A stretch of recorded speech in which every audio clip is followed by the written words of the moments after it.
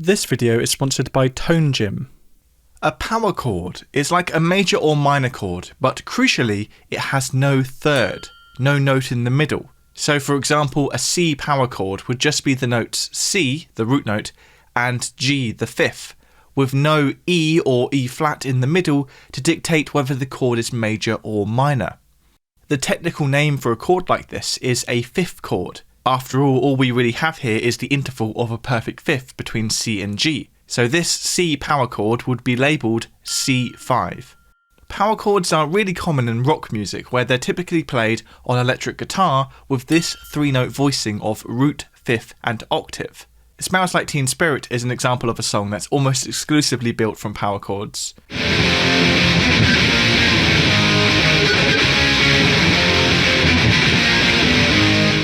You Really Got Me by the Kinks uses power chords.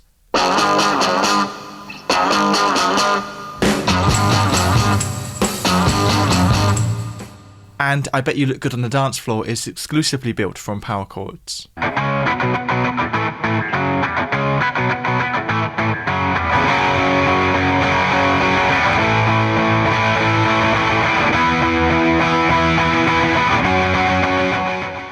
Power chords don't always have to be voiced though with this familiar set of three notes. Smoke on the Water, one of the most iconic guitar riffs of all time, is built from power chords, but here we get a simpler voicing, the fifth with the root note on top, so effectively the top two notes of a standard power chord voicing.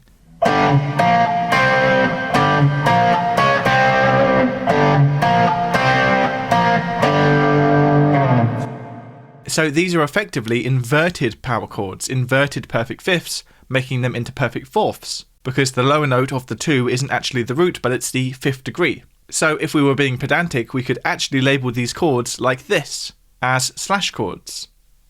As you may have noticed, pretty much any time a power chord or a fifth chord is used, it will be on a distorted electric guitar.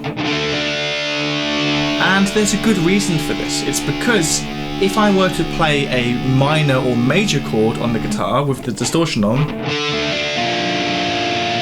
as you can hear, it's really muddy and horrible to listen to. The moment I remove the third from the chord, we wind up with a far cleaner and more powerful sound. So as distortion became a more and more common thing to add to your guitar playing, it just naturally became the case that guitarists would avoid adding the third in the chord to get that more powerful and plain voicing.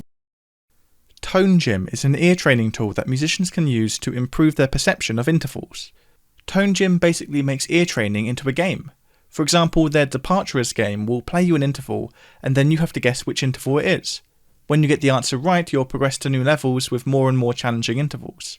Or if you want to improve your perception of rhythm, then you can play their Rhythmic Parrot game, where you'll be played a rhythm and you have to play it back as accurately as possible.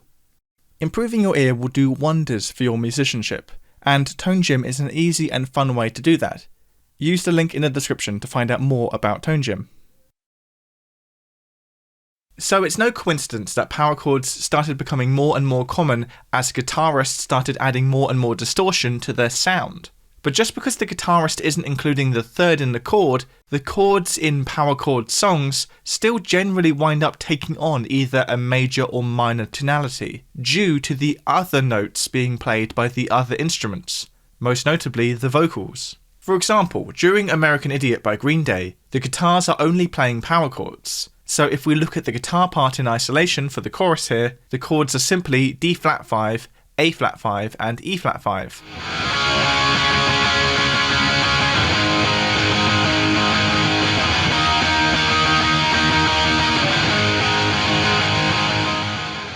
However, the vocals are adding other notes in with the melody. Crucially, the vocal is adding the major third to these chords, turning these power chords into major chords. Here, for example, the guitar is playing D flat 5, but the vocal is adding in that third, the F natural, to complete the overall chord as a major triad.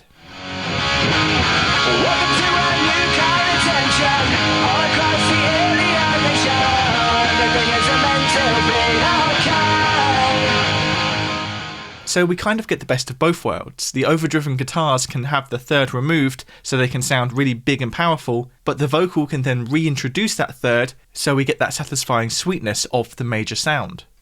Now, despite the name, power chords are not necessarily actually even chords. Many would argue that this is just an interval, not a chord, because many define a chord as being 3 or more notes played together, and with a power chord we only have 2 unique notes. Personally though, I don't like this strict definition of a chord. I think it's more helpful to think of the context in which we're seeing this power chord shape. Sometimes chord is a good label and sometimes interval is a better label. For example, I think most people would describe what Paul McCartney is doing here at the start of Yesterday as playing a chord.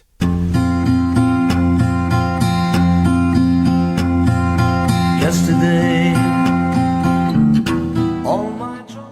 However, the chord in question here on the acoustic guitar is actually an F5 chord, a power chord.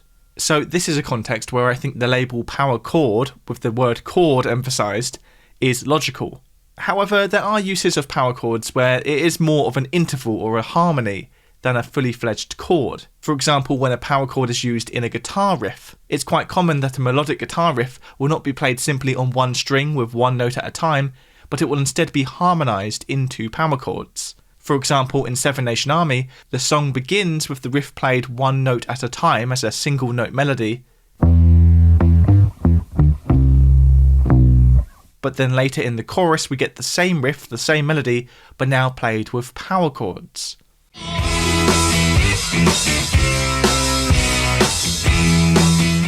This here isn't really a chord progression. It's not like each move here in the melody is a different chord. Simply what's happening here is we're hearing the same melody we heard at the start of the song, but now it's harmonised in fifths and octaves, in the same way that vocalists might harmonise together to thicken out a familiar melody line. So here the power chords are acting more like harmonies, like intervals.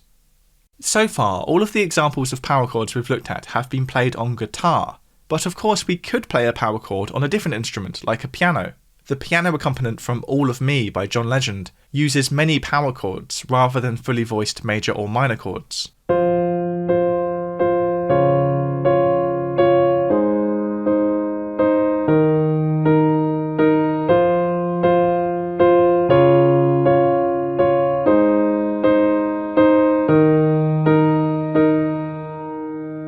Now, in this context, the label power chord doesn't feel particularly appropriate. Played on an overdriven guitar, the label power makes a lot of sense, but here on the piano, it seems like an unusual way to describe the sound. A more fitting name, perhaps, for power chords in this context is the bare fifth. Bare in the sense that we're missing that third, leaving just the fifth, the bare naked fifth. Another example of a bare fifth, which was suggested by a fan of the channel, Raphael, is Defying Gravity from Wicked, which uses this D-flat 5 chord in its main motif.